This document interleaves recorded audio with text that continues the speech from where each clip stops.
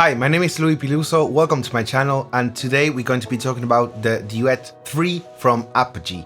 And this is a video you have to watch if you want to know everything about this interface, because we're going to be doing the unboxing and checking out what it comes with. We're going to see how to connect it, we're going to talk about different accessories like the dock that we can see right here, how to use the included software, and of course we're going to record a song. I think it's very important for YouTube channels and YouTube videos to have demos of the products, because otherwise we don't know how they sound and we are only getting a video of our marketing speech, and I think it's very important to do a demo. And also I have lots of fun doing it and I really enjoy it, but it also takes me more time to do a video. So if you appreciate that kind of effort, I invite you to subscribe to my channel. It's free and it doesn't cost you anything, and you help me out a lot. Also, if you want to leave an encouraging comment or a like, it also helps a lot and I'll really appreciate it. Of course, I'll leave affiliate links of this interface, which you can use to go and check out more information, but also you can use those links to check out any other interface you want. So let's start with the unboxing. This interface, inside of its box, it comes with a really nice case that on one side you can see the interface, and on the other side it comes a little bag with a breakout cable. That cable is used to connect to the interface so you can use all of the inputs and outputs, because this interface doesn't have the inputs and outputs on the hardware. You have to use an external breakout cable or a dock. And talking about the dock, we also have the unboxing of it, because the dock allows you to connect the interface and slide it in, and you have available all of the inputs and outputs. So the Duet 3 is a 2 input and 2 output interface. If you use the breakout cable, you could plug in 2 instruments and 2 microphones that can also be used as a line level input, but you can only use 2 at a time. And it also comes with 2 outputs for your speakers. And the dock basically uses the same amount of inputs and outputs, and you have them all available on the back. Something that I prefer from the dock than the breakout cable is that you can connect a professional headphone with a normal TRS jack straight into the dock, but if you use a breakout cable, you have to use a mini TRS to connect into the front of the interface. Let me know what you think. Do you usually like a breakout cable, or do you prefer an interface that has all of the connections available at the same time? I kind of lean towards having the second option that I just mentioned, but I think that if you have a breakout cable, you can have a really neat setup where you only have the interface that is really slick and beautiful. You can have it only on your desktop, and the breakout cable goes behind your desk, and you can have several things already plugged in. I think that's cool, but let me know what you think. I'm very interested in knowing. So let's go straight to the specs. I'm sure that many of you know, but if you didn't know, something that's really cool is that behind this company, we have a legendary mixer, producer, and sound engineer called Bob Clearmountain, and you have listened to his work thousands of times. So this brand has very top quality products, and it's famous for its conversion and good quality. So they have like this really famous line called the Symphony. This one doesn't have the same quality of converters as the Symphony, but it's still very good. So we're going to talk about that right now, about the specs. Something that I like about this is that when I went into the website, you can see all of the specs straight away, and you can see all of the numbers and measurements. That is something that lots of companies hide inside the manuals, because they prefer to use marketing copy and to sell you on the product. So they say like excellent converters and stuff.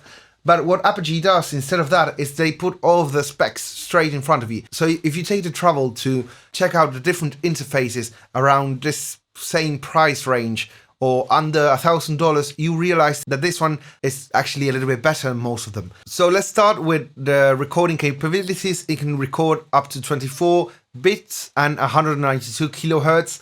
That is something quite usual nowadays. It's not surprising at all, but good to know. Then you have the mic pre goes up to 65 dB of gain. That is usually like 5 dB more than most interfaces, which is good, because if you have a low output dynamic microphone or a ribbon microphone, it won't have enough power. So that's something that I like.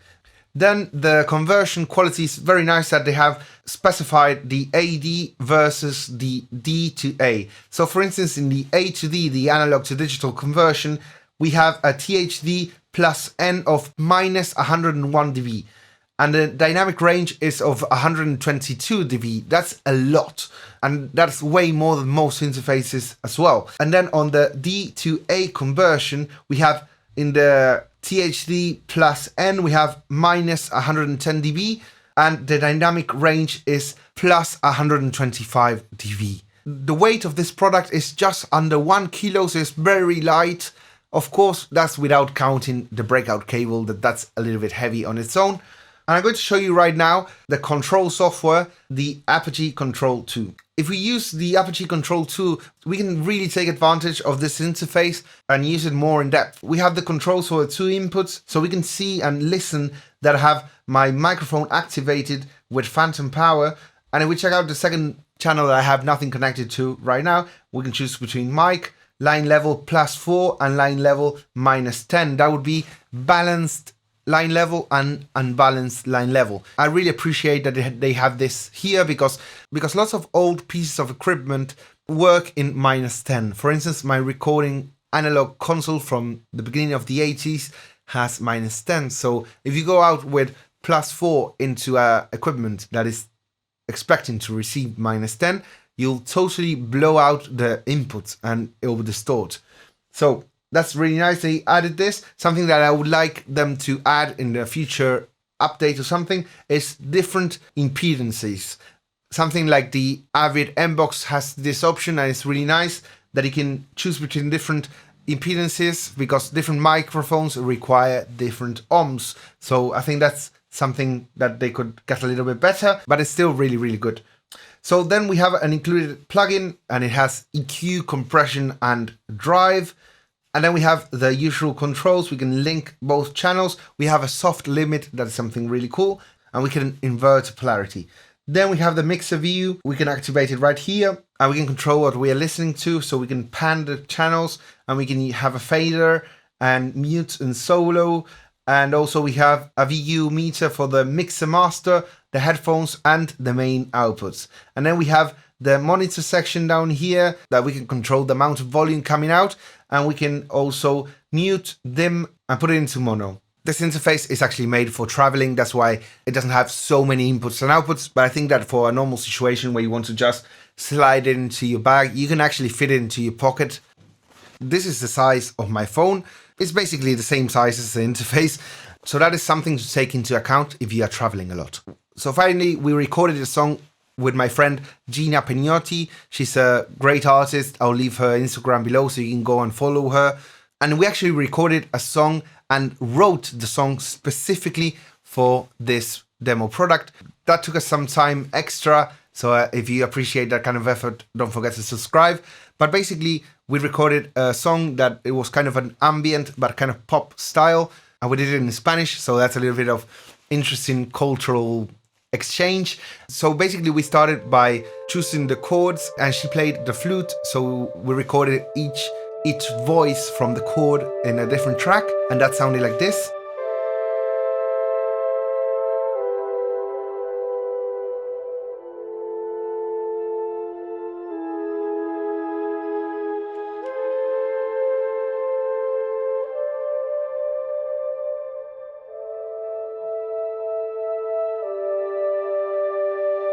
Then I added a bass, also using the Astrolab from Arturia, and that sounded like that.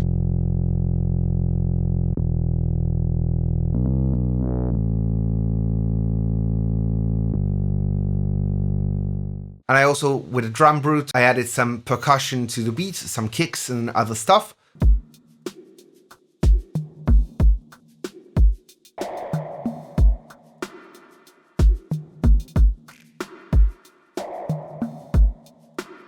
And then we wrote the main melody for the song, and we recorded an intro with a flute that sounded like this.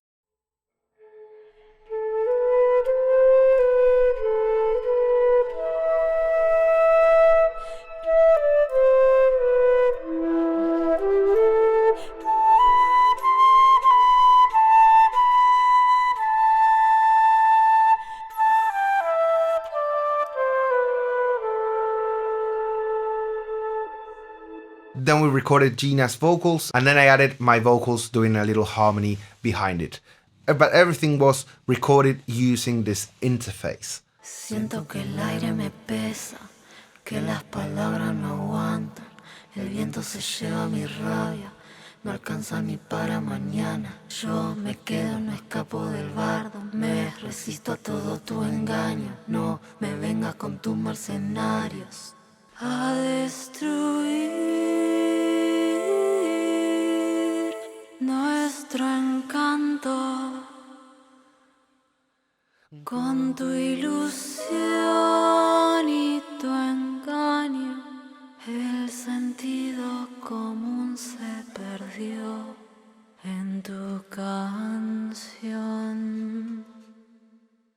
So before we listen to the full track and finish the video, I would like to invite you once again to subscribe to this channel. It means a lot to me. I'm trying to grow this channel. It's quite young, so it's quite small at the moment, and I need all the support from you that I can. Likes, comments, and subscription is totally for free, and you help me out a lot. And of course, if you want to check out this interface in depth, I'll leave affiliate links below. I hope you enjoyed the song. Please go and check out Gina as well. I'll leave her Instagram below, and you can go and follow her. Till next time, my name is Lui Piluso.